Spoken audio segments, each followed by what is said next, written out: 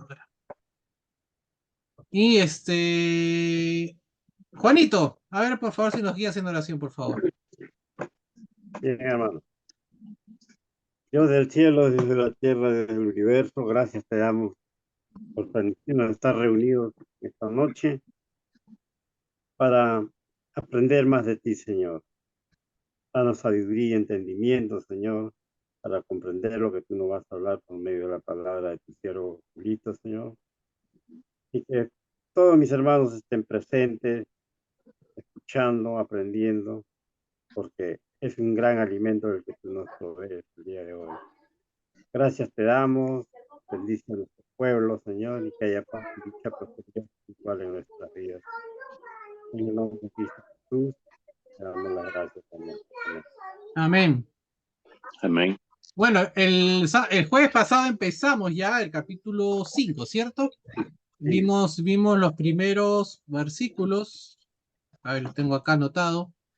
Vimos los versículos del 1 al 4, ¿cierto? Hoy vamos a avanzar un poco más, vamos a hacer del 5 al 10. Es decir, el jueves pasado hicimos 4 versículos, ahora vamos a hacer 6, si no cuento mal, ¿no? 5, 6, 7, 8, 9, 10, 6. Ya mi cerebro a veces no da, estoy contando con los dedos ya. Y hemos estado hablando del sacerdocio, ¿verdad? ¿Alguien podría dar un resumen breve de lo que hemos visto el, el jueves pasado? Como manera de... Yo lo puse en... Cuando subí el video, yo tengo una página en Facebook, ahí puse el resumen más o menos. Pero, a ver, no voy a hablar yo, porque siempre al final termino yo dando el resumen. Así que vamos. A ver, uno de ustedes, a ver, algo habrá quedado, pues, ¿no? De la clase, que por cierto fue cortita, ¿no? Fue algo de 40 minutos. A ver. Los escucho, hermanos, ¿no? No me van a quedar malos.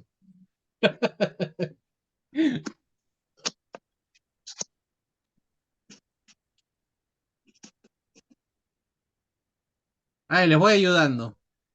Hay un comparativo entre el sumo sacerdote y Cristo, ¿verdad? Entonces, y habíamos hablado que el sumo sacerdote tenía ciertas características para ser sumo sacerdote, ¿no?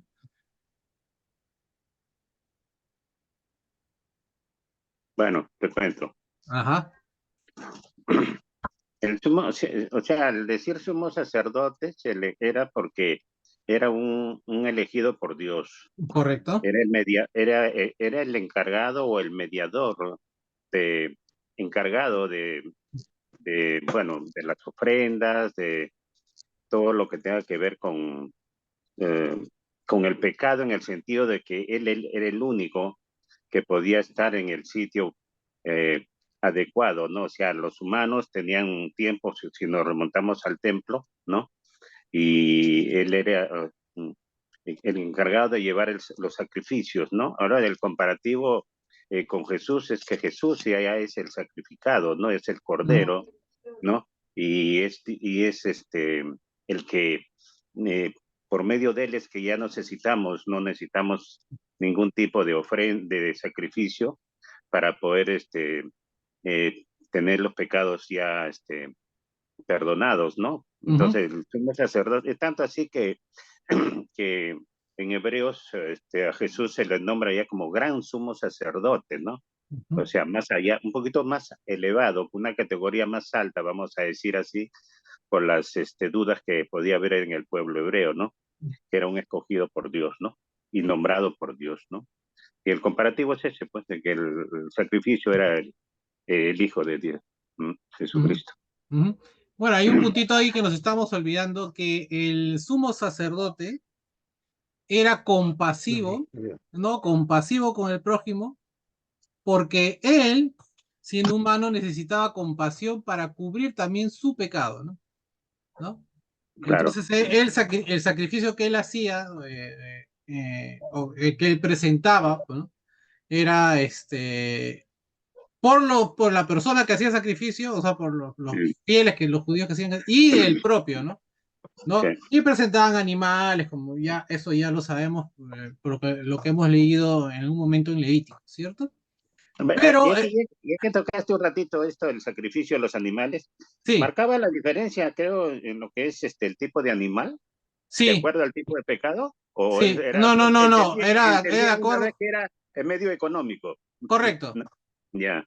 ¿Y cómo, entonces, si es el tema económico, Mm, o sea, si tú no podías, o sea, lo ideal es que era un un cordero. cordero sin mancha, Sí. ¿no? Perfecto, ¿no? Pero había escalas en Levítico, ¿sí? Y esas escalas nos permiten saber en qué condición económica era la familia de Cristo, o sea, José y María, ¿no? ¿Por qué? Porque Ya. ellos en sacrificio expiatorio en el templo, y eso lo leemos en Lucas, Paloma, ya. llevaron unas palomas, ¿no?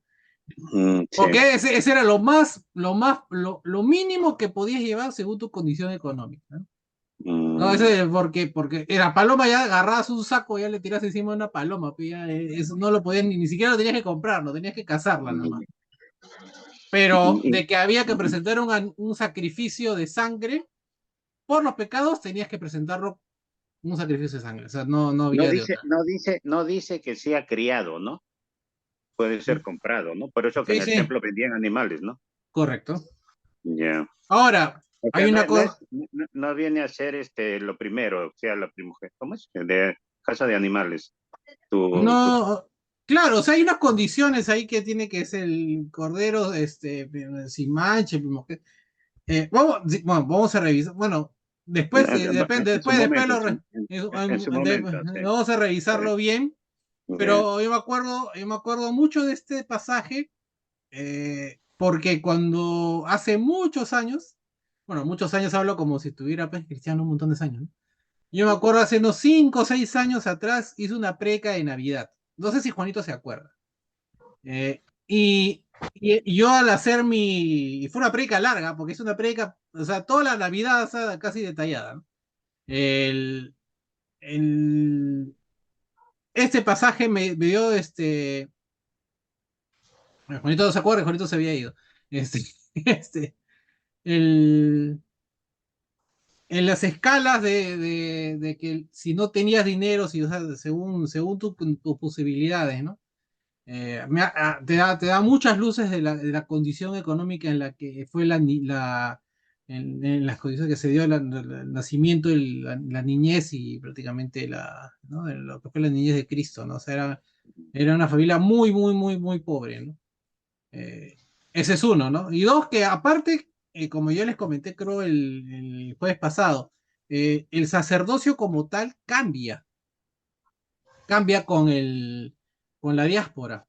O Mm, sea, cuando ya hay el exilio la deportación de Israel, ¿no? Y regresan el llamado tiempo intertestamentario, ya no es sacerdocio levítico, mm, ¿no? Como tal lo estableció Moisés, sino que ya el sumo sacerdote era pues el acomodado, o era un puesto político, o el que, no, hereditario debe ser. hereditario, Mm, o de que te llevas bien con el gobernador romano, cosas así, ¿no? ya. Acuérdense que el sumo sacerdote, en la época cuando Jesús fue crucificado, en realidad no, el que era en funciones era el yerno, o sea, el suegro, ¿no? El suegro, porque era el sumo sacerdote anterior, ¿no? Mm, Pero que nunca, o sea, pero prácticamente que nunca dejó de ser sumo sacerdote, ¿no? O sea, en funciones, por decirlo así, ¿no? mm, No, Anás y Caifás, ¿no? O sea, nunca dejaron de ser el sumo sacerdote, ¿no? Eso lo vimos nosotros en Juan, ¿no? Por eso que van a la casa del sumo sacerdote, entonces Juan y va a interceder un poco por Jesús, ¿no? Pero bueno, son detalles del sacerdocio ujú. de sumo sacerdote en ese momento, que Cristo ya cumple, es el único mediador, ¿no? Si hablamos de mediador, es el único ya de ese momento y para siempre, fue nombrado por el Padre, ¿no? Igual que el sumo sacerdote, ¿no? Para su misión sacerdotal. Es compasivo porque compartió una naturaleza terrenal junto con la nuestra, aunque sin pecado, o sea, en comparación al sumo sacerdote terrenal, humano, ¿no? Y ya no ofrecía animales de sacrificio porque él mismo fue el sacrificio expiatorio por el pecado de la humanidad, ¿no? Entonces, eso fue en grandes rasgos lo que hemos visto el jueves pasado, ¿no? Entonces, lo que vamos a ver ahora es el versículo de 5 al 11 y vamos a leer. Vamos a compartir pantalla. Ahí está. De 5 al 10, perdón. Igual, como siempre, comparamos entre versiones. Si es que hay alguna diferencia saltante, la vamos a identificar. Reina Valera contemporánea, que es la que uso más yo, dice lo siguiente. Hebreos 5, de 5 al 10 dice, tampoco Cristo se glorificó a sí mismo haciéndose sumo sacerdote, sino que ese honor se lo dio al que le dijo, perdón, tú eres mi hijo, yo te he engendrado hoy. Y en otro lugar también dice, tú eres sacerdote para siempre según el orden de Melquisedec. Cuando Cristo vivía en este mundo, con gran clamor y lágrimas ofreció ruegos y súplicas al que lo podía librar de la muerte, y fue escuchado por su temor reverente. Aunque era hijo, aprendió a obedecer mediante el sufrimiento. Y una vez que alcanzó la perfección, llegó a ser el autor de la salvación eterna para todos los que le obedecen. Y Dios lo declaró sumo sacerdote según el orden de Melquisedec. En Reina Valera del 60 dice, así tampoco Cristo se glorificó a sí mismo haciéndose sumo sacerdote, sino el que le dijo, tú eres mi hijo, yo te he engendrado hoy. Como también dice en otro lugar, tú eres sacerdote para siempre según el orden de Melquisedec. Y Cristo en los días de su carne, ofreciendo ruegos y súplicas con gran clamor y lágrimas al que podía librar de la muerte, fue oído a causa de su temor reverente. Y aunque era hijo, por lo que padeció, aprendió la obediencia. Habiendo sido perfeccionado, vino a ser autor de eterna salvación para todos los que le obedecen. Y fue declarado por Dios sumo sacerdote según el orden de Melquisedec. NBI dice lo siguiente, tampoco Cristo se glorificó a sí mismo haciéndose sumo sacerdote, sino que Dios le dijo,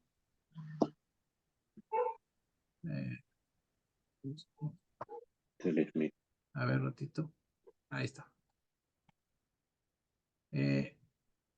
Tú eres mi hijo, yo mismo te he engendrado. En otro pasaje dice, tú eres sacerdote para siempre según el orden de Melquisedec. Y en los días de su vida mortal, Jesús ofreció oraciones y súplicas con fuerte clamor y lágrimas al que podía salvarlo de la muerte. Y fue escuchado por su reverente sumisión. Aunque era hijo, mediante el sufrimiento aprendió a obedecer. Y consumada su perfección, llegó a ser el autor de salvación eterna para todos los que le obedecen. Y Dios lo nombró sumo sacerdote según el orden de Melquisedec. Última versión, la Biblia de las Américas.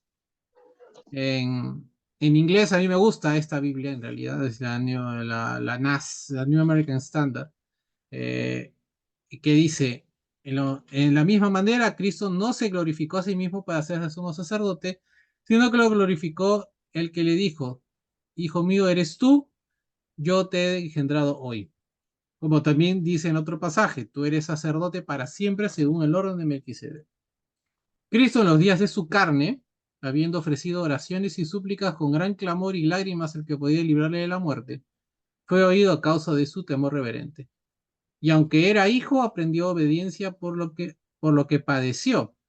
Y habiendo sido hecho perfecto, vino a ser fuente de eterna salvación para todos los que le obedecen, siendo constituido por Dios sumo sacerdote según el orden de Melquisedec.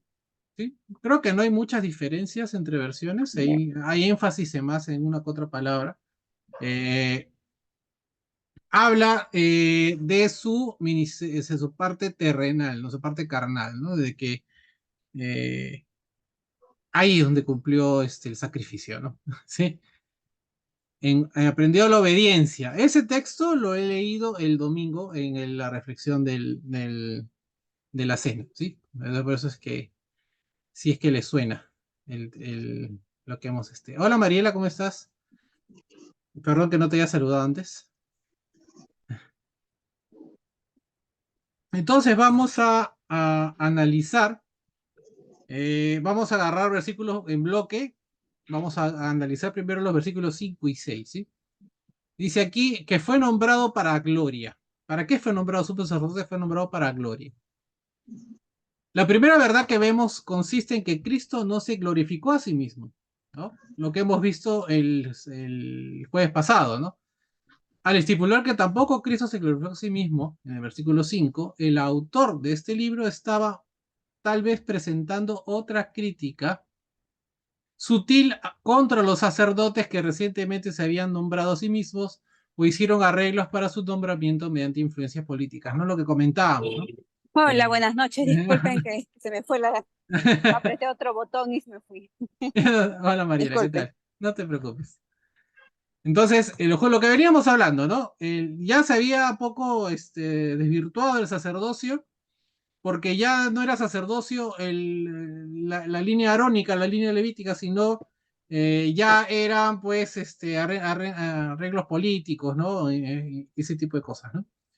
Entonces, en los versículos 4 y 5 hemos visto un contraste entre las palabras gloria y honra, ¿no? El autor dijo que el sumo sacerdote toma para sí honra, sin embargo, a Cristo le es dada a la gloria, ¿no? Si bien ambas palabras son a menudo sinónimas, ¿no? La gloria excede la honra. Cuando uno es glorificado, al entrar a la presencia divina, recibe más que honra, algo cierto en Cristo llevado a cabo mediante su exaltación, ¿no? Es probable entonces que muchos judíos habían llegado a pensar que de Cristo como alguien que pretendía la realeza, ¿no? Sin embargo, para los creyentes, o sea, para nosotros, él era el hijo de David, ¿no? El Mesías, ¿no? Descendiente de David, ¿no? Es el que debía ser el nuestro Mesías, ¿no? El Mesías prometido, ¿no? ¿Por qué digo esto? Porque los judíos, si ustedes hacen un poco de memoria, en lo que dice según las escrituras, el Mesías, ¿quién debía de ser, no? El que debía ser rey, el que debía restaurar la gloria del reino de Israel, ¿no? Y lo pensaban desde un punto de vista terrenal, ¿no? Entonces, es más, la pregunta que le hacen a Cristo en el capítulo 1 de Hechos, ¿no? ¿Y cuándo va a regresar, no? El reino, ¿no? Y es como que, ay, has estado conmigo tanto tiempo, ha visto todo lo que ha visto mi muerte y resurrección y me estás preguntando esas cosas, ¿no? ¿Sí? Entonces, el término Cristo o el ungido se usa en el versículo 5 para indicar su nombramiento especial al puesto. Obviamente, lo que pretende es un único ungido, ¿no? O sea, Cristo. Algunos judíos esperaban la venida de dos Mesías, uno que sería rey y otro que serviría como sacerdote, ¿no? Sin embargo, Cristo es rey y sacerdote, ya que ocupa ambos puestos. En el versículo 6 se basa en la declaración de, otra vez, de Salmo 110. Este Salmo 110 lo están utilizando como de fuente exegética, o sea, de fuente para analizar desde hace ya 2 capítulos, si no se han dado cuenta, ¿no? Por primera vez en hebreo surge el concepto del sacerdocio de Mesías con semejanza al de Melquisedec. Cristo fue escogido según el orden de Melquisedec, quien no tuvo que hacer campaña, ¿no? Para ser nombrado sacerdote. En Hebreos 1.5 se usó una cita de Salmos 2.7, en el cual dice, mi hijo eres tú, yo te engendré hoy, ¿no? Para demostrar que Cristo es el Hijo. Entonces encontramos la misma cita usada en 5.5 para indicar que fue nombrado divinamente en su alto puesto. Entonces Jesús alegó en Juan, capítulo 8, versículo 42, y cuando los que se acuerdan, lo que hemos estudiado Juan, que el Padre lo había honrado a él, ¿no? No buscó alabarse a sí mismo. ni tampoco tenía necesidad de elevar su autoestima. Pudo haber retenido gloria y honra permaneciendo en el cielo. Sin embargo, dejó la morada celestial en humilde sumisión por la pobreza del mundo, y no hablo de pobreza material, sino pobreza espiritual, y por la posesión de un frágil cuerpo humano, ¿no? Este concepto lo podemos leer también en Filipenses capítulo 12, 5 al 11. La relación padre-hijo de Cristo va más allá de la atribuida a Adán en Lucas 3:38, pues él, Cristo, es el Hijo divino, mientras que Adán fue meramente humano y con muchas cosas falibles, o sea, lleno de fallas. El primero escogió pecar y se convirtió en la muerte de la causa universal, o sea, Adán. El segundo escogió obedecer y se hizo el progenitor de vida eterna para todos los que la aceptan. La misma voz que declaró a Jesús como hijo también lo identificó como sacerdote para siempre según el orden de Melquisedec. Los versículos 5 y 6 en realidad contienen 3 citas de Salmos, ¿no? Salmo 110:1, el cual dice, palabra del Señor a mi Señor, ¿no? Siéntate a mi derecha hasta que yo ponga a tus enemigos por estrado de tus pies. Sirve como puente entre las citas de Salmo 2:7 y 110:4, ¿no? La iglesia primitiva a menudo usó el Salmo 110:1 en referencia a la ascensión y glorificación de Cristo, ¿no? Sin embargo, este hijo único y el sacerdote que se esperaban son uno y el mismo, ¿no? El sujeto del verbo dice, cuando vemos el versículo 6, ¿no? Está con subirle la mano, ¿no? Si no, se van a perder un poquito. Es claramente Dios, ¿no? O sea, quien dice esto es Dios, ¿no? Y se le cita con autoridad, ¿no? Salmo 110 era usado regularmente como texto de prueba por los cristianos y debió haber sido aceptado generalmente como mesiánico por los judíos, ¿no? ¿No? Acuérdense ustedes cuando vimos hace hace unas semanas atrás, el autor de Hebreos da canonicidad, ¿no? Al decir que los salmos también son palabra de Dios, ¿no? Inspiración de Dios, ¿no? Entonces, el Salmo 110 tenía relevancia en ese aspecto, ¿no? En justificar que Cristo era el Mesías, ¿no? Sin embargo, el autor de Hebreos parece haber sido el primero en identificar al Hijo y el sacerdocio de Melquisedec con Cristo, ¿no? O sea, de ser rey y sacerdote, ¿no? En la figura de Cristo, ¿no? La frase para siempre sugiere perfección, ¿no? Lo cual no puede ser mejorado, ¿no? El sacerdocio de Cristo, por lo tanto, no tendrá que ser reemplazado como sucedió en el antiguo sacerdocio de Aarón, ¿no? La frase para siempre en el Antiguo Testamento a menudo significa en tanto perdure el tiempo, ¿no? Éxodo 12:14, ¿no? Indica que la Pascua ha de haber sido algo perpetuo, ¿no? Pero más adelante, más tarde, en el día del reposo, había de ser algo para siempre, ¿no? Éxodo 12:14 dice que la Pascua es algo perpetuo, pero que el día del reposo es algo para siempre, ¿no? Eh, Eso lo dice Éxodo 31, 16, 17. O sea, un poco unos capítulos más adelante, ¿no? El sacerdocio de Aarón era perpetuo. Sin embargo, este término es limitado por la expresión que dice por sus generaciones, ¿no? ¿Y dónde dice esto? En Éxodo 40:15. O sea, al final, lo perpetuo se limita más adelante, o sea, en Éxodo 40:15. O sea, no significa lo mismo para siempre en el Nuevo que en el Antiguo Testamento. Eso es lo que quiero decir, ¿sí? O si alguna vez leen y dicen, no, pero acá dice para siempre, ¿no?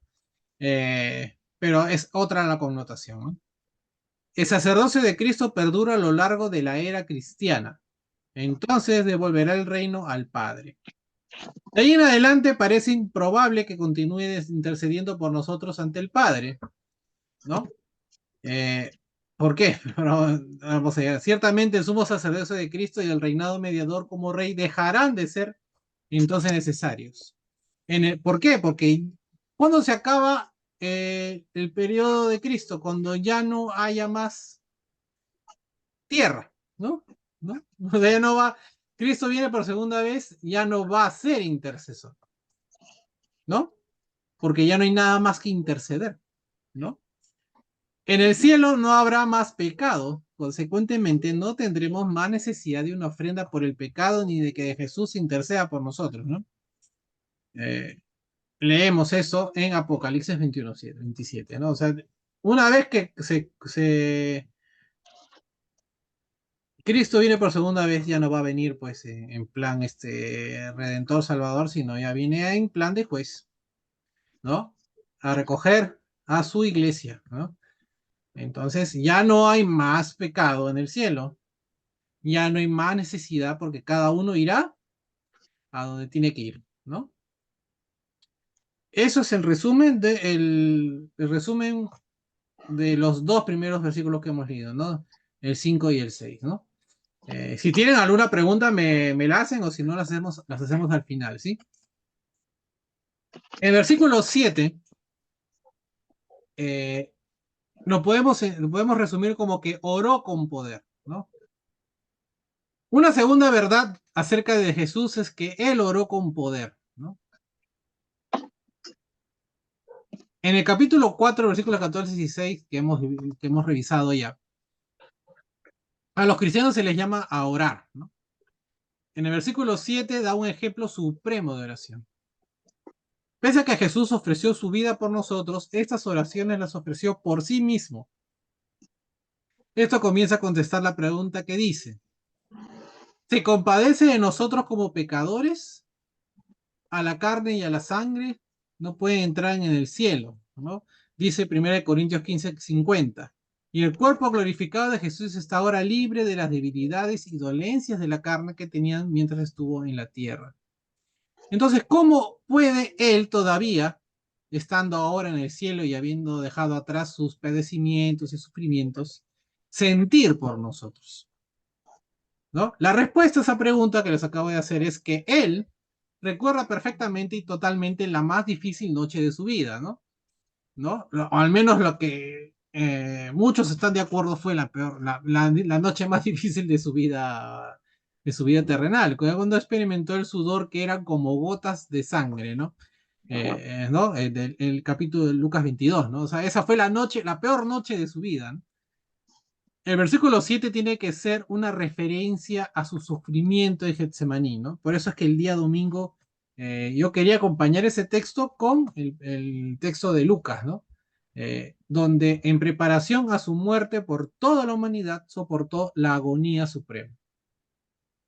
Vivió como hombre entre los hombres y mantiene totalmente los recuerdos de esos días, ¿no?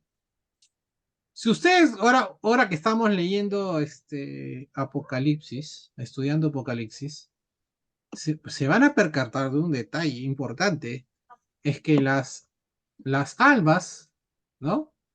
Que están o sea, que gente que ya ha muerto, recuerda y pide a Dios cosas, ¿no? Entonces, no es que sea, dando a entender que el estado glorificado, o sea, el estado de estar en la presencia de Dios, no implica que nos olvidemos de las cosas, ¿no? ¿No? Si ustedes también recuerdan el pasaje de Reyes, si me equivoco, cuando Saúl invoca a Samuel, ¿no? Y Samuel ya estaba muerto, ¿no? ¿No? Con esta bruja de Endor. Y me acuerdo de Endor porque Endor es una donde viven los Ewoks en la Guerra de la Galaxia, ¿no? Entonces, de ahí sacó el nombre George Lucas, ¿no? Para hacer la Guerra de la Galaxia, ¿no? Bueno, George Lucas es judío. Entonces, no, perdón, es Spielberg judío, pero bueno, la idea es esa. Y Samuel le responde: ¿por qué me molesta? O sea, no ha olvidado quién es el Saúl, ¿no? No lo olvidó Saúl, o sea, quiere decir que tiene recuerdos, tiene memoria, ¿no? Tiene conciencia, ¿no? Entonces, dicho esto, ¿no? Lucas, el querido y compasivo médico, ¿no? Lucas, el evangelista, describió el sufrimiento de Getsemaní usando la palabra agonía, ¿no? Para referirse a lo experimentado por Cristo en este lugar, ¿no? O sea, él sufrió fue un acto de agonía, ¿no? Lo que sufrió en Getsemaní. Esta es la única vez que aparece la palabra agonía ¿no? Que para referirse a Cristo, a lo que Cristo experimentó, ¿no? No se encuentra en relación con la cruz, por ejemplo, ¿no? O sea, la única palabra, la única vez que aparece agonía fuera de la cruz es en este pasaje de Lucas, ¿no? A decir verdad, la agonía del Salvador del mundo permanecerá por siempre como un misterio para nosotros, ¿no? Al igual que otros aspectos de su sufrimiento, ¿no? Sin embargo, exploraremos algunas ideas acerca de sus oraciones durante esa noche en el huerto. Vamos a ver ciertas cosas a analizar de ese momento, ¿no? Eh, Uno, puedo poner así, ¡guau! ¿No? Si bien Jesús oró porque sintió temor, también se sometió al plan de Dios, ¿no? Jesús tuvo temor en el huerto, sin embargo, no es algo de qué avergonzarse, ¿no? Todos podemos sentir miedo, ¿no? Sentir miedo es un acto que demuestra nuestra humanidad, ¿no? ¿No? Si no sintiéramos miedo, si no tuviéramos sentimientos, pues seríamos robots, ¿no? El hecho de que hubiera tenido temor lo hace parecer más compasivo con nosotros. Nos conmovemos profundamente por su disposición a soportar tal agonía para nuestro favor, ¿no? La copa de muerte no se le fue quitada a Jesús pese a que Dios contestara su oración en el huerto, ¿no?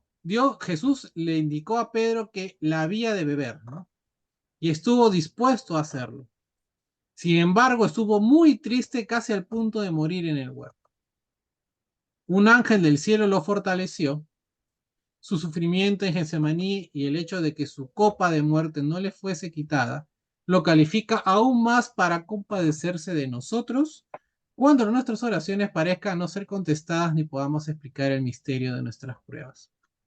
Eh, lo cual nos lleva a decir lo que siempre decimos, ¿no? Las oraciones de nosotros, los cristianos, la gente justa, los justos, es siempre respondida, ¿no? De que a veces no entendamos la respuesta a esa oración, ¿no? En nuestra humanidad, ¿no? O en nuestra capacidad como humanos intelectual que tengamos, no sobre el intelecto de Dios a veces, nos genera a veces confusión, pero Dios siempre responde a las oraciones y responde para bien, ¿no? El temor reverente que invadió su corazón no podía ser meramente el temor por morir, ¿no? Si este fuese el caso, ¿no? Otros santos aparentemente murieron con más valor que él, ¿no? La palabra usada aquí, traducida como temor reverente en Reina Valera Contemporánea en las Américas, ¿no? Y en NBI dice reverente sumisión. No es la palabra común phobos, o sea, phobos de fobia, ¿no? O sea, de miedo, ¿no? No es miedo, sino eulabeia, ¿no? Es un término usado solamente en hebreos en todo el Nuevo Testamento, ¿no? Que se traduce, que la mejor traducción sería reverencia. O sea, que decir que aquí, quien tiene, entre comillas, una mejor traducción es la NBI, ¿no? O sea, se traduce como reverente sumisión. No lo podemos interpretar literalmente como un temor, sino como una reverente sumisión, ¿no? Yo me someto a alguien superior, ¿no? Si bien Jesús es Dios, ¿no? Pero él como que también es 100% hombre, acepta, ¿no?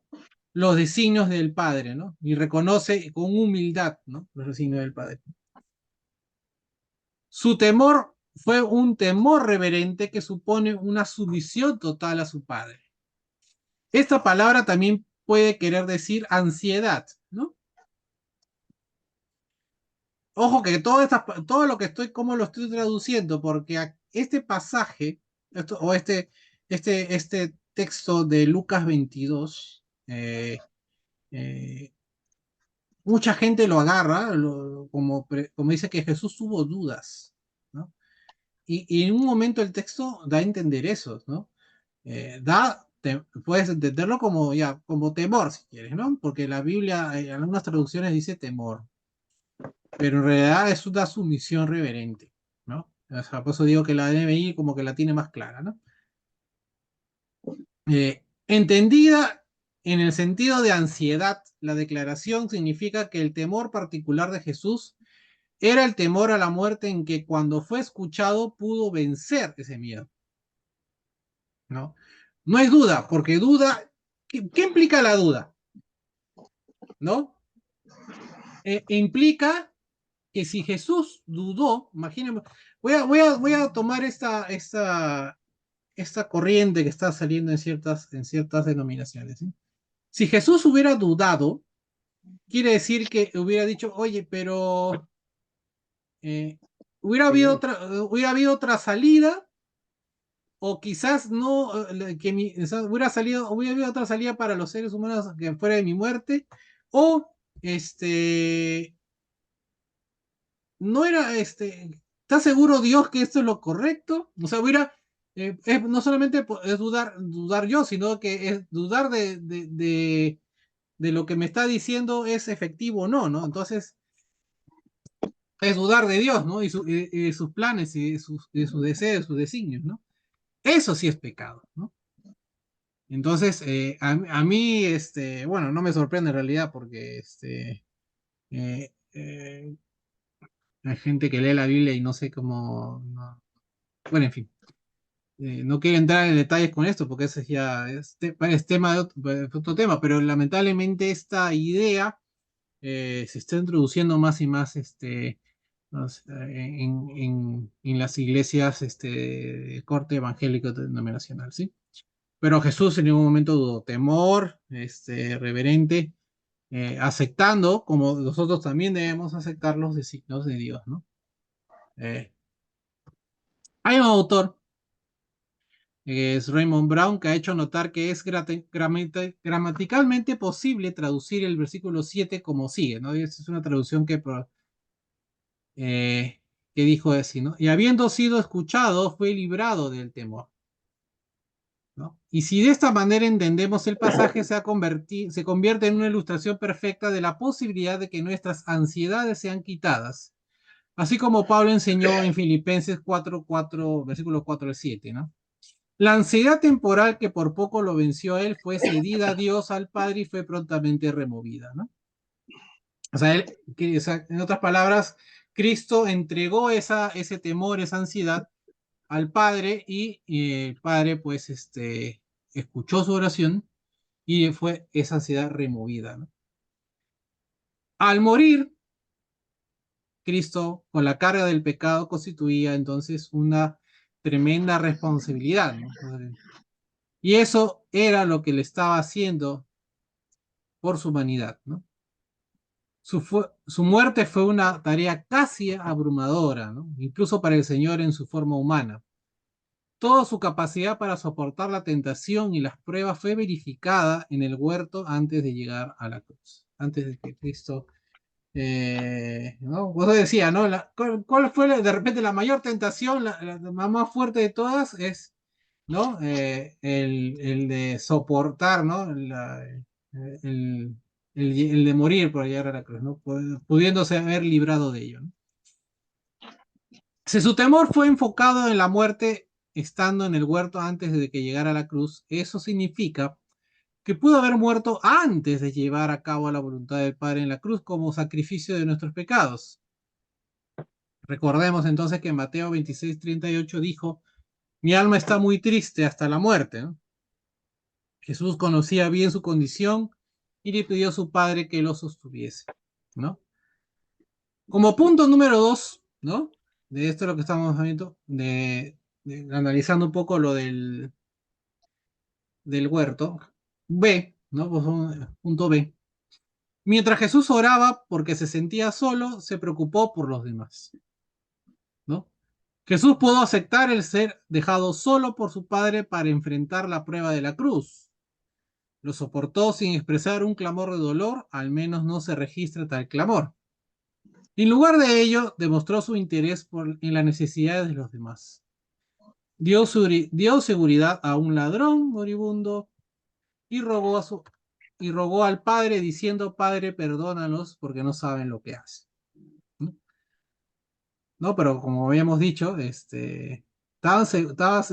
todos podemos estar seguros de que ellos no sabían lo que hacían, ¿no? Del mismo modo, nosotros tenemos que soportar con fe y oración a fin de permitirle a Dios, a su debido tiempo, que quite nuestras ansiedades, ¿no?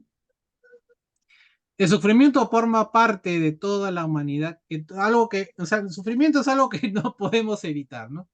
Y en realidad, en cierta forma, tenemos que experimentar, ¿no? Cristo había rehusado la utilización de medios milagrosos para aliviar su hambre cuando fue tentado en el desierto y rehusó llamar a los ángeles para que lo rescataran de los enemigos que lo clavarían en la cruz, ¿no? Punto C es que Jesús fue fortalecido cuando su oración fue contestada, ¿no? El fuerte clamor de Jesús fue oído. Jesús a menudo lloró, como lo hizo por Jerusalén. Lloró por la tumba de Lázaro, sabiendo que pronto le levantaría de los muertos. El llanto de Jesús, entonces, en el huerto, es prueba de que entiende nuestra naturaleza. Su llanto fue intenso. Como respuesta a su oración, fue capacitado a sufrir y morir en su cuerpo por la humanidad en la cruz, ¿no? Ustedes, ¿no? Piensan, ¿por qué Jesús lloró por Lázaro? Y eso lo vimos cuando estudiamos a Juan, ¿no? No lloró por Lázaro, ¿no? Si uno analiza bien ese texto, no lloró por Lázaro, porque Lázaro iba a vivir, ¿no? Iba a resucitar, pero al final también moriría y al final también resucitaría cuando sea el día final, ¿no? Entonces, ¿por qué Jesús lloró, no? Lloraba por la condición espiritual de las personas eh, que estaban allí, ¿no? En ese momento, ¿no? Por eso digo, él siempre piensa, o sea, siempre fue un acto de, de ser solidario con el sufrimiento del ser humano, ¿no? Jesús fue escuchado, pues se le contestó mediante la ayuda de ángeles y fue fortalecido para soportar la angustiante oración, ¿no? Venciendo así su ansiedad por la muerte. Entonces fue voluntariamente a la cruz por nosotros, ¿no? Una vez que fue librado de esa ansiedad, como hablamos hace un ratito, fue voluntariamente a la cruz por nosotros. La expresión fue escuchado sugiere que su oración fue escuchada, ¿no? Evidentemente. El ángel vino primero, inmediatamente después de la petición inicial, y luego tuvo la experiencia de orar hasta que el sudor se sintiera como gotas de sangre. Como se habrán dado cuenta, no estamos analizando directamente Hebreos, no estamos analizando el texto en el cual está inspirado lo que se ha escrito aquí en Hebreos, que es la oración de Getsemaní, ¿cierto? Ajá. Marcos dijo que en esta ocasión Jesús comenzó a entristecerse y a angustiarse. Otra versión de la Biblia, que no es la que hemos estado leyendo, dice, mi corazón está por quebrarse de angustia, dice, ¿no? Lo cual parece dar una interpretación literal de la profecía mesiánica del Salmo 69:20, que dice, ¿no? La burla se han roto, me han roto el corazón y estoy acongojado, ¿no? El Salmo 69:21, una profecía que tiene que ver con la hiel y el vinagre, fue considerado en los relatos del Evangelio como cumplido de forma literal, así que ¿por qué dudamos al querer entender el versículo 20 de forma similar? ¿No? El sufrimiento en Getsemaní debilitó tanto a Jesús que bien pudo haber muerto en la cruz por quebranto de corazón, ¿no? Solamente de la pena nomás se pudo haber muerto, ¿no?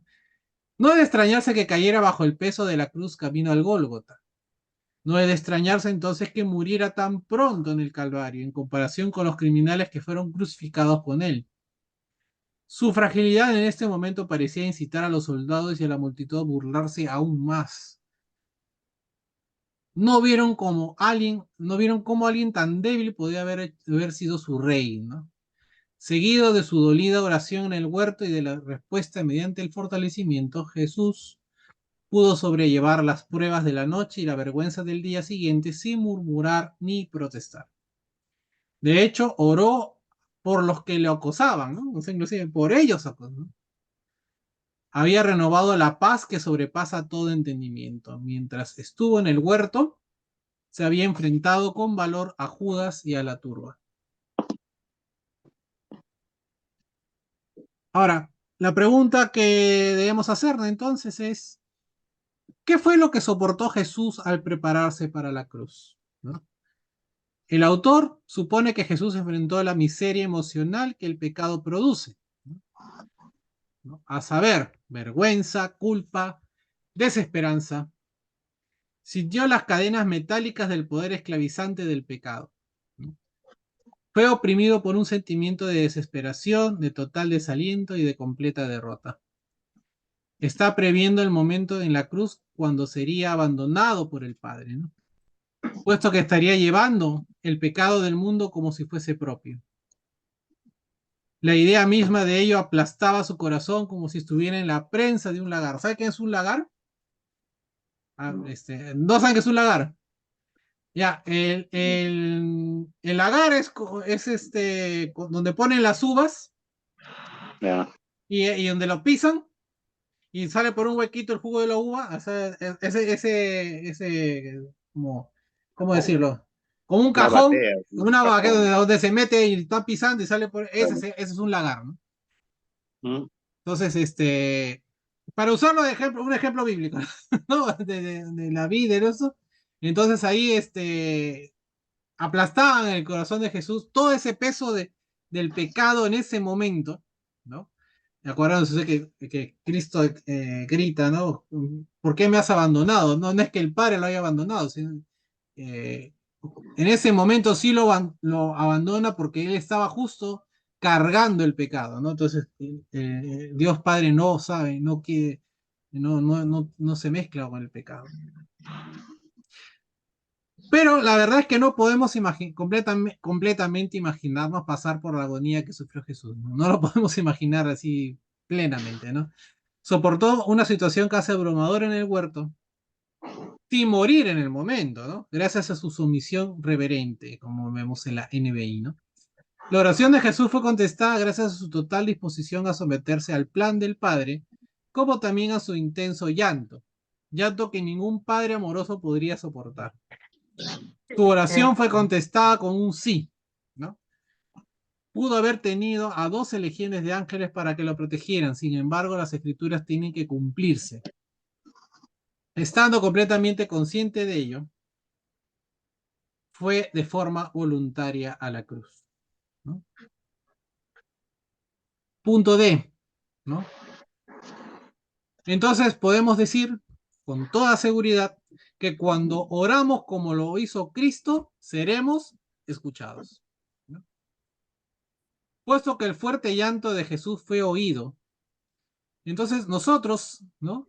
Nosotros ahora tenemos alguna seguridad de que nuestras dolidas oraciones sean contestadas sin que antes hayamos también aprendido por medio del sufrimiento, ¿no? Las lágrimas tienen una fuerza que no se compara con nada, incluso para Dios. Existe un antiguo dicho judío que dice, no hay puertas por las que no pasen las lágrimas, ¿no? Esta frase se halla en todo hogar y Dios las escucha. Oremos para que estemos a la altura de cada desafío y lo sobrellevamos con la misericordia de Dios. Recordemos que las oraciones que hagamos por los demás, ¿no? En estos tiempos que una vez más nuestra congregación pasa pruebas, aun cuando estemos con un dolor profundo, de seguro estas oraciones serán escuchadas. No debemos esperar ser librados de forma milagrosa de la muerte, cuando incluso nuestro Señor no ejercitó ningún poder sobrenatural para evitarlas. Él no hizo nada para evitar la muerte, ¿no? Solamente así podía confirmar la benevolencia de Dios en salvar al hombre. Evitamos una gran calamidad gracias a lo que hizo Cristo por nosotros. El siguiente es un resumen de algunos beneficios gloriosos que tenemos gracias a la sumisión voluntaria de Jesús. Gracias a la labor expiatoria de Cristo, su victoria sobre la muerte y la sepultura, nunca conoceremos nosotros el peso del pecado, ni la seriedad de la maldición, ni el pago del juicio, ni el beneficio, el significado de la muerte eterna, o sea, la segunda muerte, ni el infierno. Hemos sido absueltos y puestos en libertad gracias a Jesús, nuestro sumo sacerdote. Hasta ahí, versículo 7, ¿sí? Versículos 8 y 9. Lo podemos resumir como que aprendió la obediencia, ¿no? Lo que a veces a muchos cristianos nos cuesta, ¿no? Ser obedientes. La tercera verdad acerca de Jesús que vemos en este pasaje es que él aprendió la obediencia. Ahora, este es extraño de escuchar, ¿no? Que Jesús tuviera que aprender la obediencia, ¿no? Es muy poco probable de que esto quiera decir que fuera rebelde, ¿no? Incluso como niño, ¿no? Si ustedes recuerdan, estuvo sujeto a todo aspecto, ¿no? Cuando dijo, ¿no? Yo tengo que, cuando se pierde en el templo, yo estoy haciendo acá ¿no? La voluntad del Padre, ¿no? Trabajando, ¿no? Y también dijo, mi comida es la que haya el que haga la voluntad del que me envió y que acabe su obra, ¿no? Eso dijo en Juan 4:34. Oró al Padre diciendo, yo te he glorificado en la tierra, he acabado la obra que me diste que hiciese, en Juan 17:4. Siempre fue obediente y siempre buscó hacer la voluntad de su Padre Celestial. Entonces, ¿por qué tuvo que aprender de la obediencia, no? Otro autor, en inglés, por supuesto, Griffith Thomas dijo, ¿no? Es lo siguiente. Esta es la diferencia entre la inocencia y la virtud, ¿no? La inocencia es una vida no probada. Sin embargo, la virtud es la inocencia probada y triunfante, ¿no? Entonces Jesús siempre tuvo la disposición a obedecer. Sin embargo, para tener la virtud de la obediencia era necesaria la prueba, ¿no? La obediencia de Cristo consistió en ser obediente hasta la muerte y muerte en cruz, como leemos en Filipenses 2:8.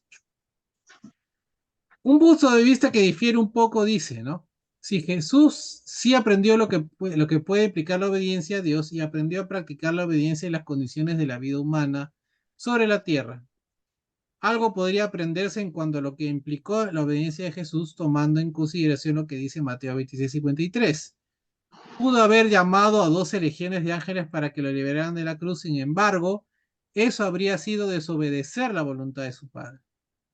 La máxima expresión de su sumisión al Padre fue demostrada en Getsemaní, donde su obediencia fue vista en su perfección, ¿no? Pero yo prefiero, en lo personal, quedarme con en la obediencia es la virtud, ¿no? De la inocencia probada y triunfante. O sea, cualquiera puede ser bueno cuando no tienes tentaciones cerca, ¿no? ¿No? Como hacían los monjes, ¿no? Los monjes decían, no, yo para no pecar me voy a encerrar en 4 paredes, librarme de toda tentación, ¿no? Pero, o sea, pero la obediencia implica, así tú haya tentaciones, tú tengas tu naturaleza, sepas qué es lo bueno, lo sepas, o sea, sabiendo en concepto qué es lo bueno, lo hagas, ¿no? Porque tu vida fue probada y triunfaste sobre el mal, ¿no? Eso es obediencia, ¿no? Eso es probar tu obediencia, ganarte la virtud de la obediencia, ¿no? Bueno, ya vayan pensando qué cosas pueden pensar ustedes, ¿no? El sufrimiento de Cristo aumentó con el dolor de la cruz y con la ridiculización a la que fue sometido por sus enemigos. Puede que el autor de Hebreos haya tenido en mente la profecía mesiánica de Isaías 54:5 que dice, a ver, teléfonos.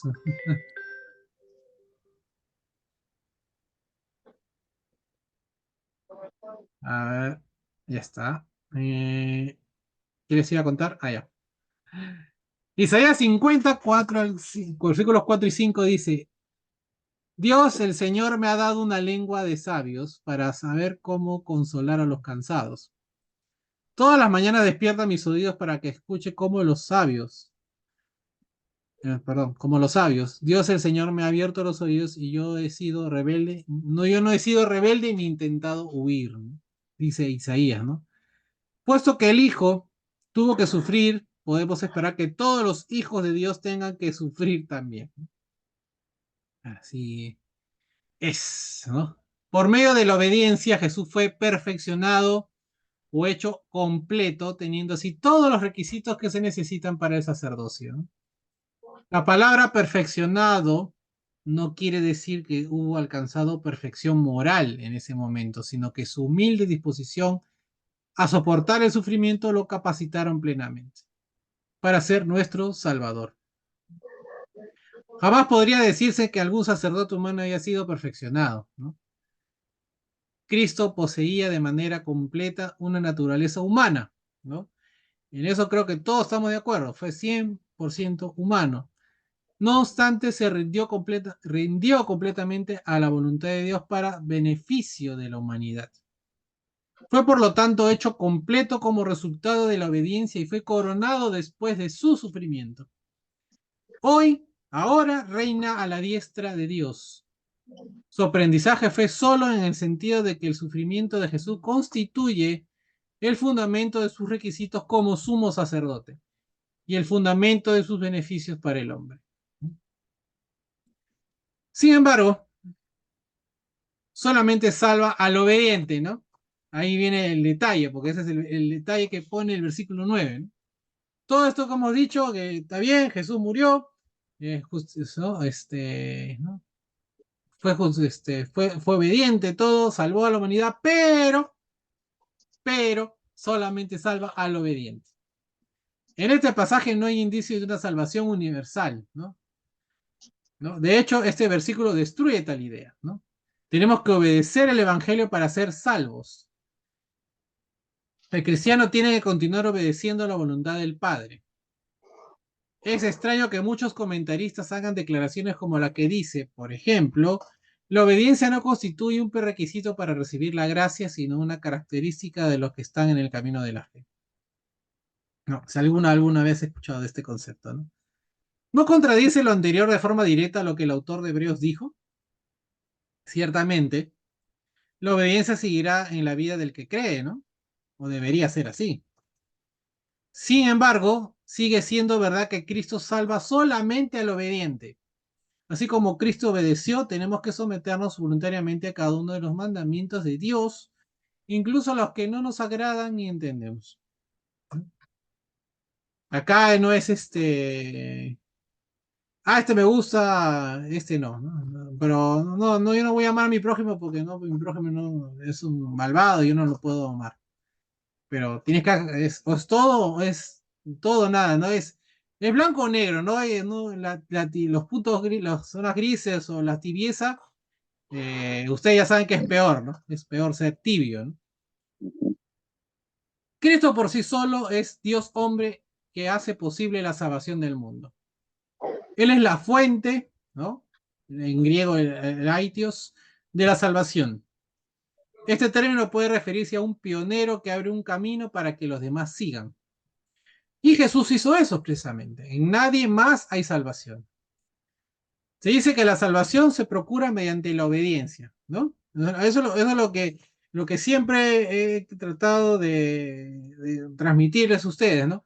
De que muchas veces vemos que eso, ¿no? Creo, ¿no?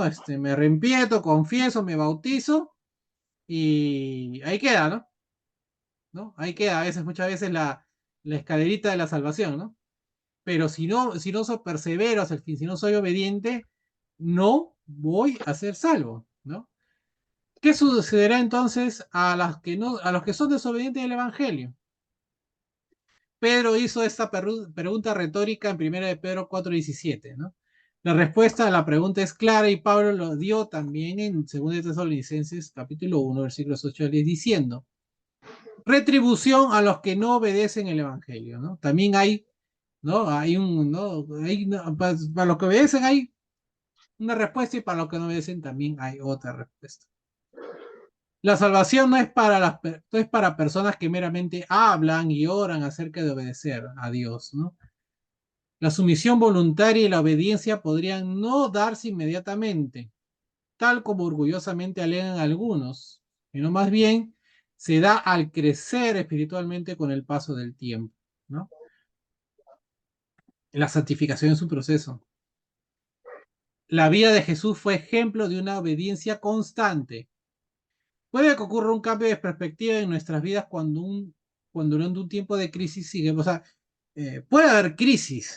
Yo no voy a negar eso, que en un momento en nuestras vidas o más adelante tengamos una crisis en nuestra fe. Pero, sin embargo, lo que Jesús logró alcanzar será nuestro solamente cuando también hayamos sido constantes en la obediencia. Entonces, crisis podemos tener cualquiera, pero tenemos que a la larga, ¿no?, ser constantes en nuestra obediencia.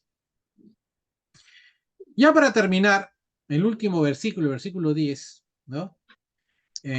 Entonces, Jesús es declarado como nuestro sumo sacerdote, ¿no? La cuarta verdad que vemos con respecto a Jesús es que fue declarado sumo sacerdote. El autor de Hebreos regresó al concepto del sacerdocio de Melquisedec, el cual fue presentado por primera vez en el versículo 6, ¿no? Se refirió una vez más al Salmo 110, ¿no? Que como le decía, ¿no?, ese Salmo 110 lo vamos a ver hasta el cansancio, ¿no?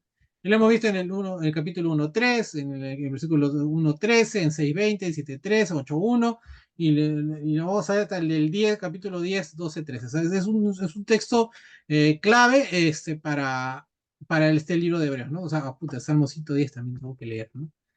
Si Hebreos tiene un texto central, evidentemente tiene que ser el Salmo 110, ¿no? El 110.1, que dice sobre todo: siéntate a mi derecha hasta que yo ponga a tus enemigos por estrado de tus pies. Jesús fue declarado nuestro, ¿no?, nuestro sumo sacerdote. La palabra declarado es otro término usado solamente aquí en el Nuevo Testamento, y la palabra griega es prosagureo, ¿no? Esa es la palabra para declarar, ¿no? Constituye un anuncio o pronunciamiento hecho por Dios solamente, ¿no? Los sacerdotes tenían que ser declarados como tal por Dios mismo, de lo contrario el servicio de ellos no tendría valor. Todos los requisitos establecidos para el sumo sacerdote han sido reunidos en Cristo, ¿no?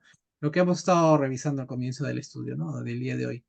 Este recibió el nombramiento directamente de Dios. Como el Hijo que es, está por encima de hombres o sacerdotes ordinarios, los cuales ya hemos visto pecan, ¿no? Entonces se presentaban sacrificios, no solamente por el pueblo, sino por ellos mismos. Experimentó pruebas humanas, lo cual lo capacita para entender a los hombres. Y finalmente, al obedecer de forma voluntaria, aprendió que es necesaria una sumisión estricta a las leyes de Dios. Ahora, el punto de vista de Dios expresado en el hecho de que Jesús es un sacerdote para siempre, supuso que la orden arónica quedaba obsoleta. El hecho de que el antiguo sistema quedaba atrás constituía una de las verdades más difíciles de aceptar para el judío, incluso que para el que aceptaba a Cristo como rey, ¿no? Requería que repudiara, ¿no? Esto para esta carta, como le digo, esta carta hay que tenerla siempre en consideración al público objetivo de esta carta, ¿no? Para un judío le costaba mucho, ¿no? Requería que repudiara su antigua vida y el fundamento sobre el cual se consideraba santo ante Dios. Tenía que dejar lo que se veía por lo que no se veía, lo visible por lo invisible. El judío típico consideraba que la creencia cristiana era totalmente del diablo, de Satanás, ¿no? El autor de Hebreos dedicó el tiempo y el espacio necesarios para explicar a sus lectores, ¿no?, de ese tiempo y a nosotros, la verdad acerca del sumo sacerdocio de Jesús, ¿no?, que está vigente al día de hoy. Espero que haya quedado algo, espero haber sido claro. Yo me imagino que tienen cosas que comentar, cosas que decir, así que yo me voy a callar y ustedes pregunten o comenten cosas, lo que hayan podido entender, ¿no? Eh, este estudio de hoy. Le dije que iba a ser denso, les advertí. Pero creo que he tratado de ser lo más claro posible eh, sobre estos versículos en estudio, ¿no?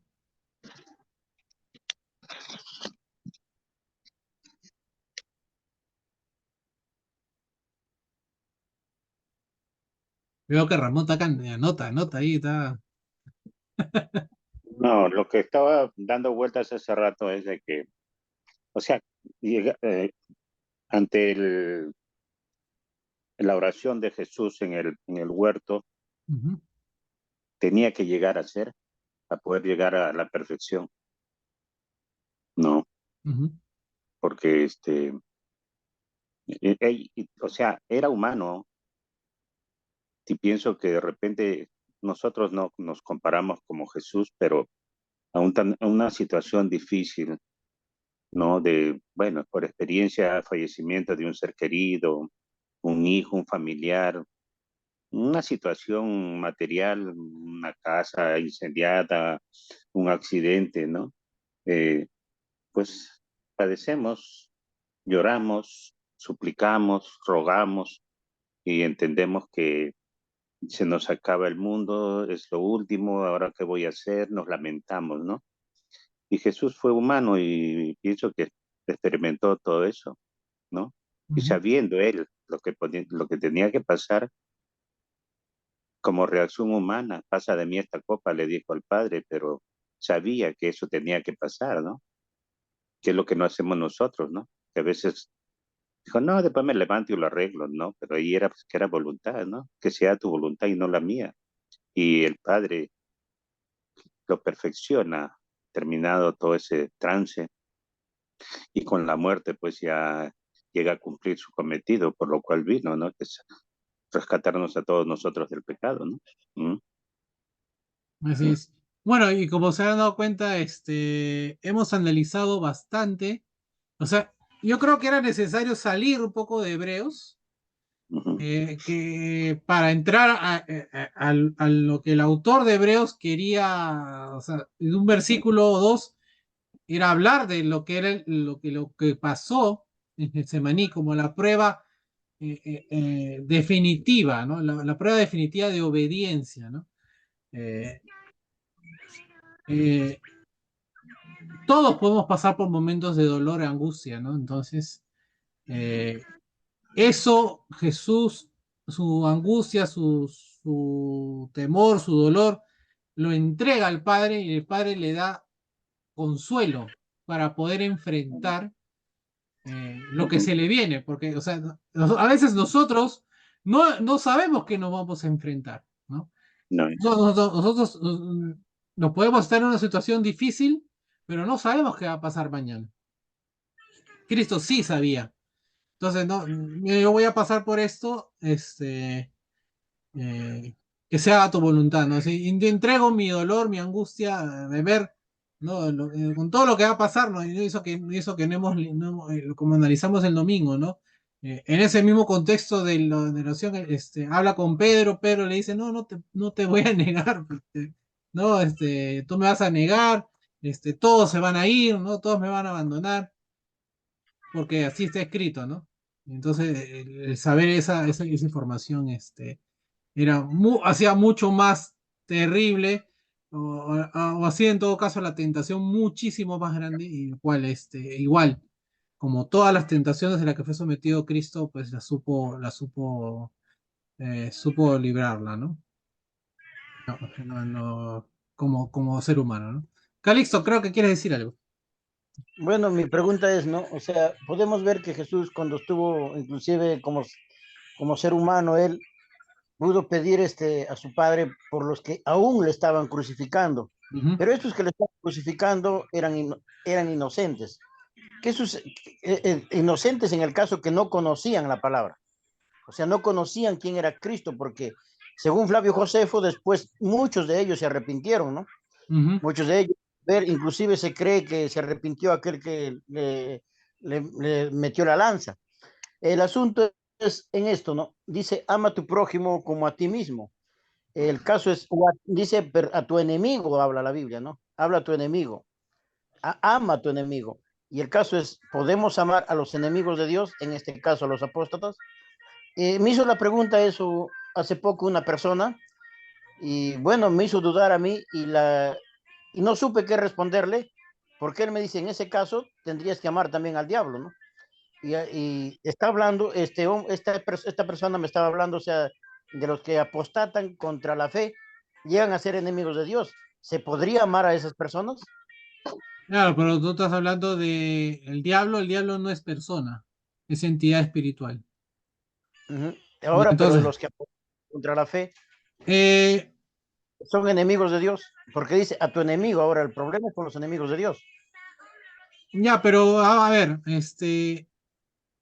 los enemigos de Dios, o sea, yo conozco personas que con palabras sobre todo, ¿no? Hablan mal de Dios, eh,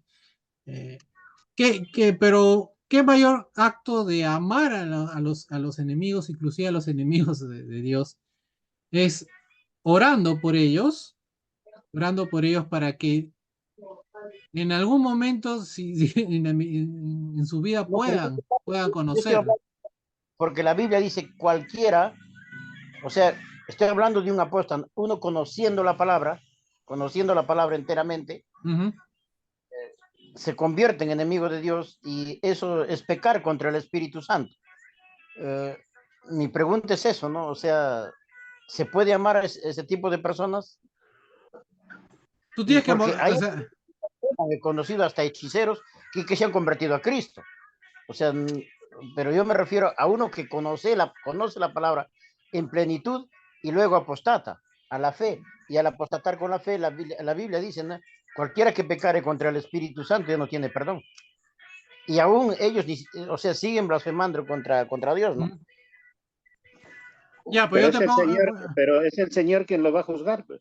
ajá, a ese punto Claro, iba a llegar. nosotros, o sea, yo no sé qué tanto tienes una amistad con un apóstata, ¿no? Que no le tengas que perder, pues si de veces sabes lo que ha hecho, más no, no convive, no comparte ni está alrededor de uno, ¿no? O sea, sabemos que de repente, pero es voluntad del Señor, le perdonará o no le perdonará, ¿no? Al menos el Señor, incluso hasta que nos dice, airaos, pero no pequéis, porque Él quiere que tengamos paz y tranquilidad. ¿Por qué hacernos complicarnos la vida pensando en que si fulano o sutano va a ser perdonado o no?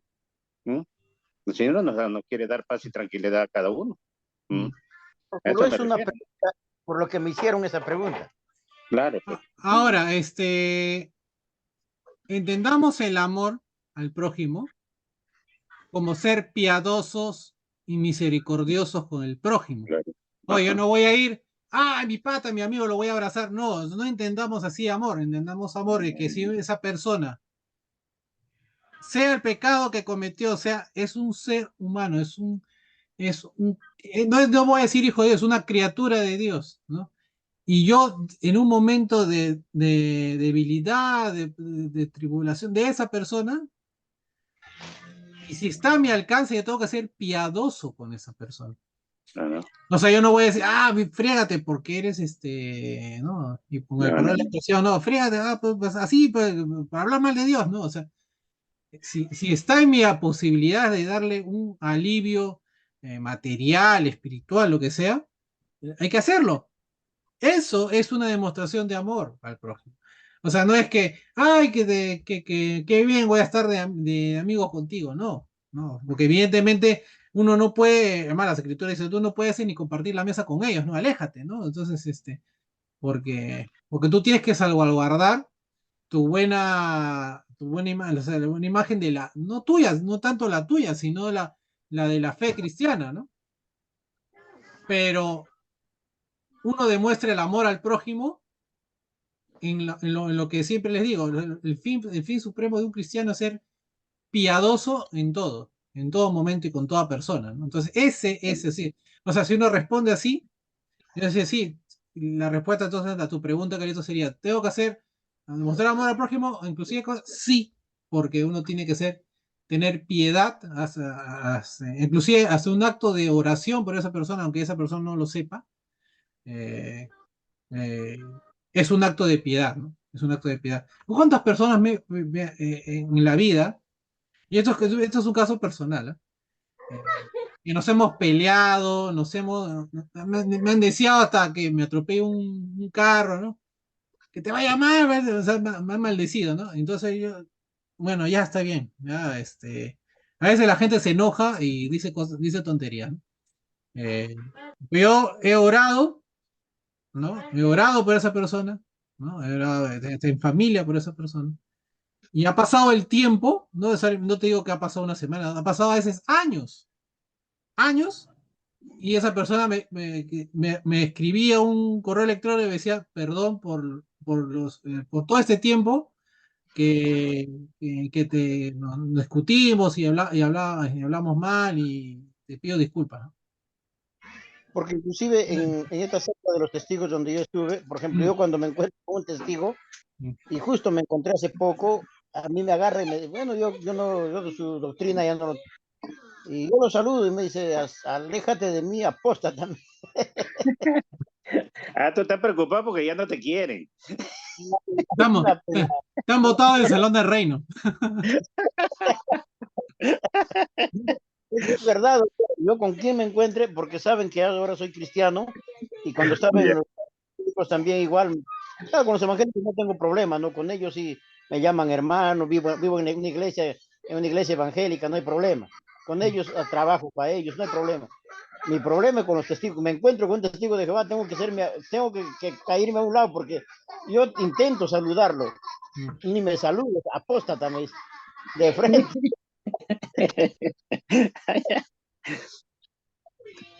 Nada, pues, ora por ellos, ora por ellos.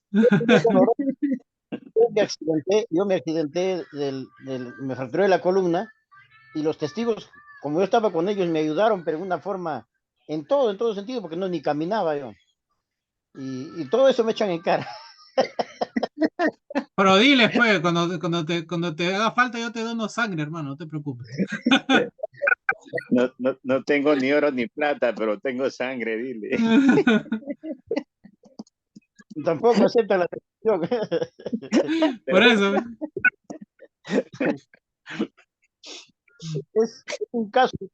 Es un caso, pero yo cuando entro a la iglesia evangélica, yo empiezo a predicar y predicaba con parte de los testigos.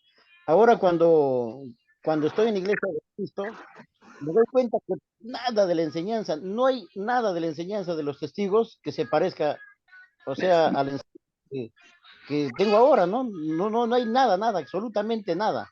Todo es totalmente diferente. No hay nada que rescatar.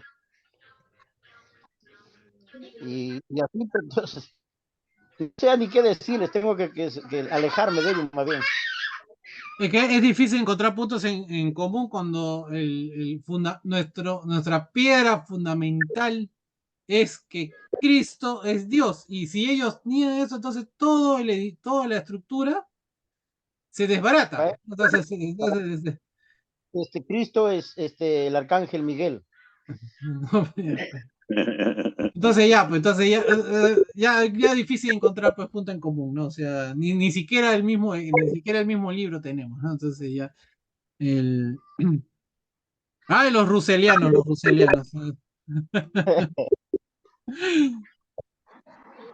Bueno, hermanos, no sé si tengan otra, como le digo, otra pregunta. Ha sido, como le vuelvo a repetir, ha sido un texto un poco denso. He querido sacarlos un poco del texto para entender sobre otro texto que es el de Mateo y Lucas que hablan de lo del huerto, ¿no? Mateo 22, Lucas 22, Mateo 22, que hablan del huerto, lo que pasó Cristo en el huerto de Getsemaní, ¿no? Para poder entender bien esto de que Jesús oró, ¿no? Y su oración fue escuchada, porque eso no, creo que si uno no lee eso antes, no entiende mucho qué cosa oró y qué fue escuchado, ¿no? Y fue escuchado, fue escuchado y fue respondido con un sí, ¿no? O sea, fue respondido positivamente, ¿no? Porque Cristo obedeció, ¿no? Y él tenía que y cargar el peso de nuestros pecados, ¿no? Solo así, solo así, solo así podía ser y es hasta el fin de los tiempos, que ya no es necesario que tengamos un sacerdote en el fin de los tiempos, que es así un sea un sumo sacerdote, ¿no? Porque en el cielo ya no se necesitará eso, evidentemente, ¿no?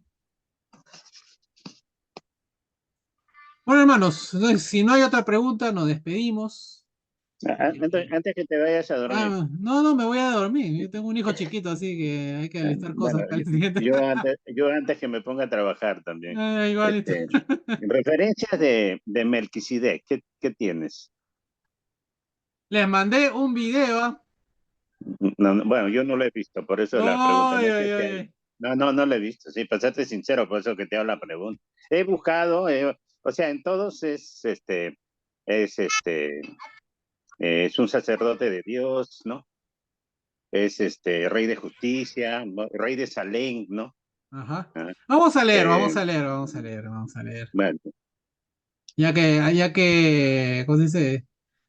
no, yo no. ¿Sabes por qué te digo que no veo así cosas? Porque a veces cuando pongo, no me llama a verlo. No, no es que no me llame, o sea, no aparece y no sé cómo activarlo. ¿Mm? Génesis 14. Vayamos a Génesis 14.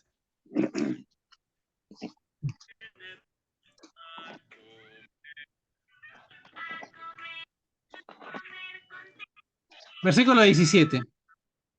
Dice, cuando volvía de haber derrotado a Kedorlaomer. Esta es la parte de la Biblia que es siempre ¿no? Que Abraham se va por todos lados y se pelea con todo el mundo, ¿no? Y los reyes que estaban con él, el rey de Sodoma salió a recibirlos al valle de Sabe, que es el valle del rey. Entonces Melquisedec, que era el rey de Ah, ya. Salem y sacerdote del Dios Altísimo, sacó pan y vino. Sí. Detalle para tener en cuenta, ¿no? Y lo bendijo así. Bendito seas Abraham del Dios Altísimo, creador del cielo y de la tierra. Y bendito sea el Dios Altísimo que puso en tus manos y a tus enemigos. Y le dio a Abraham los diezmos de todo, ¿no? Ese es el primer diezmo, ¿no? Y entonces el rey de Sodoma le dijo a Abraham, dame las personas y quédate con los bienes. Pero Abraham le respondió al rey de Sodoma, ¿no? He levantado en mi mano al Señor, Dios Altísimo, creador de los cielos y de la tierra, para jurar que no tomaré nada de lo que es tuyo, ni siquiera un hilo ni una correa de calzado, para que no digas, yo enriquecí a Abraham. Solamente tomaré lo que comieron los jóvenes y también tomarán su parte Aner, escogido y Manrey, los hombres que fueron conmigo, ¿no? Más adelante, más Bueno, adelante, te cuento que esto sí lo he leído, ¿no? O yo, sea, ¿por qué? Pero a mí me da solamente acá la referencia de que es el rey de Salem y que, bueno, ajá, nada más, o sea, nada más concreto, ¿no? ojo, que también dice sacerdote del Dios Sí, pues, Altísimo. claro. A eso es la pregunta, pues, ¿cómo, dónde y a qué horas? ¿No? Y que sacó, ¿no? Y que sacó pan y vino, ¿no? O sea, Pan y vino, no, o sea, sí. más referencia que a Jesús no hay. Ya, Por eso te digo, o sea, vuelve a mencionar Salmo 110:14. Vayamos sí, a Salmo también lo 100. he leído, también lo... Ya, No, 110:4, no 14, te equivocaste. ahí me equivoqué. Salmo, Por eso está te bien, digo está que bien. lo he leído. Ya. O sea, Ya, yo dije de repente algo más concreto, ¿no? O sea, a grandes rasgos, ¿no? ¿no? Entonces, va a decir Hebreos que el sacerdocio de Melquisedec, porque Melquisedec aparece y después nunca más no se A sabe eso voy, dónde. pues, porque he buscado y casi siempre lo presenta, nada más es una presentación a lo que él, a su labor, ¿no? Ujú. O sea, mm, como dice sacerdote de Dios, ¿no? Mm. En una encontré que le llaman es el rey de justicia, ¿no? El rey de Ujú. Salem, supongo que el rey de Salem por lo que es la localidad, ¿no? Sí, de Jerusalén, pues, ¿no? Salem o Lo que Salem. viene a ser y ojo con lo que dice Génesis 14:22, ¿no? Dice, he levantado mi mano al Señor. Dios Altísimo creo, o sea, el estado, como se dice, como que he estado ante Dios, ¿no? O sea, Mm. Creador de los cielos y de la tierra, Por, ¿no? por todo lo que me he informado acerca, o sea, todo lo que también ustedes han visto. Bueno, a mí me hace parecer que Melquisedec era el mismo Jesús en aquellos Exacto. tiempos. Ajá. Ya, Eso, claro. eso se conoce en el Antiguo Testamento como una teofanía. No, o sea, Perfecto. cuando leemos, por ejemplo, en el Antiguo Testamento, el ángel del Señor, ¿no? ¿No? O pasajes donde, por ejemplo, que vas a encontrar de personas que se tapan la vista, pues dicen, no, no puedo verte porque puedo morir, ¿no? Porque están viendo a Dios, pero están bien, pero un momentito, están ante la presencia de un ángel, entre comillas. ¿Por qué podrían decir eso, no? Porque vamos a encontrar a lo largo del Antiguo Testamento, eso es lo que les digo, teofanías, que son presencia de Dios en forma humana. ¿Ocurrió con Daniel, creo? También. No, no me recuerdo bien, si te digo exactamente, me estaría mintiendo, pero Parece haber leído algo así parecido. esos Bueno, son, sobre todo cuando encontremos en textos clave el mm, ángel del Señor, ¿no? El ángel del Señor. O sea, hay un video también, como digo, a mí me gusta mandar estos videos del proyecto Biblia porque son bien didácticos, ¿no? Y no tienen nada de sesgo doctrinario, o sea, no, se habrán juntado varias denominaciones y por no pelearse entre ellas, bueno, pues ya. lo hacen bien neutral, lo cual es bueno, lo cual favorece el que quiere estudiar la Biblia sin sesgo doctrinario, ¿no? Claro, o sea, de forma clara, ¿no? O sea, porque no me voy a poner a explicar lo que mi dominación piensa y lo que otra dominación piensa, ¿no? Simplemente lo ponen como está. Ujú. Y son videos cortitos, con animación así bien didáctico, ¿no? Y hay un video que justamente, ahora lo voy a compartir en el grupo de la iglesia, del ángel del Señor. O sea, aquí, ¿con quién está ah, eh, ¿qué es cuando dice el ángel del Señor? Igual, lo que dice Calixto es cierto, cuando habla de Melquisedec, los teólogos están todos, 99.9%, que habla de que es Cristo el que está ahí, ¿no? ¿Por qué? Porque hace señales muy parecidas, por eso te decía, presta atención a lo que dice el texto de Génesis, ¿no? Saca pan y Sí, vino, sí. pan y vino, y no hay nadie más fuera de Cristo que haga lo mismo, ¿no? En presentar, ¿no? Como ofrenda, sacrificio, pan, ¿no? Y vino, ¿no? Su ofrenda, ¿no? Para el momento momento del sacrificio, de la ofrenda. Entonces, en respuesta a eso es que Abraham entrega su ofrenda del diezmo, ¿no? O sea, ahí aparece el famoso diezmo, ¿no? Que se va a replicar a lo largo del tiempo de ese tiempo con los levitas, ¿no? El diezmo. Que los levitas también hacían el diezmo del diezmo, ¿no? También sacrificaban, ¿no?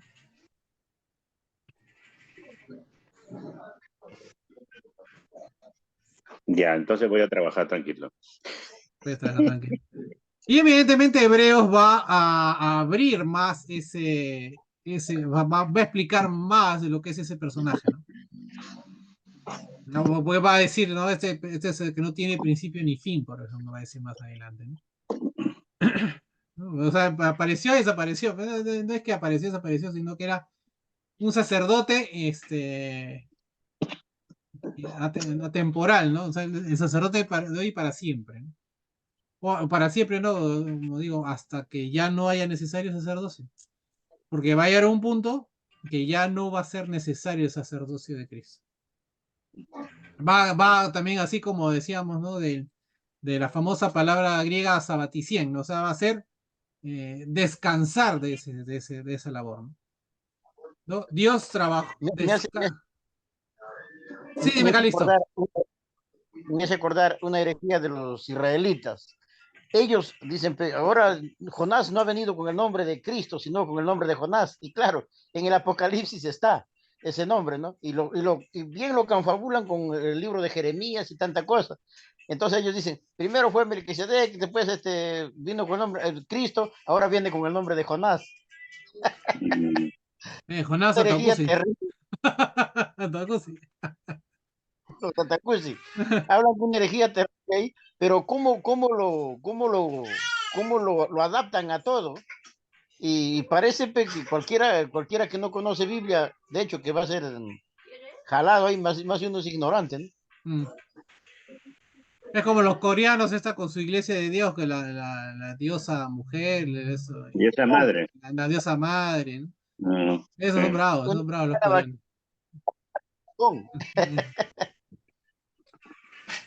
Evidentemente, o sea, es un tema interesante, pero hay que leerlo con pinzas, lo que me refiero a las teofanías, ¿no? Porque es muy fácil hablar más allá del texto cuando uno lee esas cosas, ¿no? Entonces hay que leerlo tranquilo, no hacer no hablar más lo que dice la escritura, ¿no? Pero sí, o sea, vamos a encontrar referencias claras, como el Melquisedec, por ejemplo, de Cristo, ¿no? Presencias de Cristo en el Antiguo Testamento. Sí, las hay, ¿no? Entonces, Bueno, en todo caso ah, tenía que ser un estudio referente a todo eso, ¿no? Porque claro, Melquisedec, podemos partir o llegar a un fin en que te dice, cuando el hombre piensa, empieza el problema. no, Claro, no, me callo, claro, no añadas ni una tilde y está bien, pero si lo haces empiezan los problemas, ¿no? O sea, vamos a sacar ideas, pareceres, puntos de vista, criterios, y entonces vamos a estar dándole vuelta al asunto, ¿no? no, Mm, claro, pero tampoco es que no deba usar su cabeza, porque no debe usar pero digamos, debe usar su cabeza para hacer una hermenéutica correcta, claro. ¿no? O sea, O sea, cruzar como textos, dice, o sea, todo lo que se le haga, todo lo que se haga para el bien de la iglesia, ¿no? ajá, Mm, o sea, todo texto tiene que estar sustentado con otros textos cruzados. así es, así Si es. no, Ujú, si no, no puede ser, no puede haber una doctrina por sí sola, ¿no? ujú. Como por ejemplo el milenio. Por ejemplo. El milenio está sustentado en un versículo, ¿no? Y no puede ser posible, pues. O sea, Y para que sea serio, tiene que estar sustentado en diferentes posiciones, o sea, diferentes versículos, pasajes de la Biblia. Igual, ¿no? Igual que lo que mencionaba Calixto en el domingo de los 144.000, ¿no? Un Ujú. versículo que lo menciona Sí, y ya bueno, hacen toda una doctrina. Entonces no se puede hacer doctrina de un versículo, ¿no? Pero sí, por ejemplo, podemos hacer eh, referencias a ciertos temas cuando encontramos varios pasajes que nos sugieren algo, ¿no? Nos sugieren algo. O sea, ¿por qué? Si nosotros ya hemos estudiado lo que es, ¿no? Ya tenemos más o menos claro lo que hemos leído en Hebreos 2, si no me equivoco, lo que es un ángel, ¿no? ¿Para qué sirven los ángeles? Qué es su trabajo de los ángeles? Y si encontramos, por ejemplo, un texto en el Antiguo Testamento que dice el ángel del Señor y se comporta de una manera que no se comporta como los ángeles regulares, por decirlo así, ¿de qué estamos hablando, no? Entonces, ¿qué personaje realmente se esconde detrás de, por ejemplo, el ángel del Señor, ¿no? O de Melquisedec, ¿no? Que no aparece, desaparece, ujú. ¿no? ¿Por qué Abraham le entrega esto? ¿Por qué Abraham dice he estado ante la presencia de Dios? ¿Por qué dice esto, Abraham? ¿No? Por qué Melquisedec saca pan y vino? Qué casualidad, ¿no? O sea, como parte de su ritual de sacerdotal, ¿no? ¿No? Cosa que, por ejemplo, no hace en el sacerdote levítico, ¿no? El sacerdote levítico hace otro tipo de rituales, ¿no? Pero que sí hace Cristo, por ejemplo, igual que Melquisedec, ¿no? Bueno, son cosas para, como de repente hacemos un estudio chiquitito, Ujú. fuera de este horario, ¿no? O fuera de Ah, sí, sí, sí. claro, de lo que es Melquisedec, ¿no? Bueno, hermanos, ahora sí, te voy a decir, vayan a descansar, Ramón, pero te voy a decir, anda a chambear más tranquilo. No, yo empiezo recién a trabajar. Descansen, hermanos, los que Bien, puedan descansar. Y nos vemos el domingo, Dios mediante. Estamos en comunicación. chévere, bendiciones, cuídense. Hasta el Bueno, domingo. hasta luego, Chao, hermanos. chao. Chao, chao. Chao. Chao, Javier.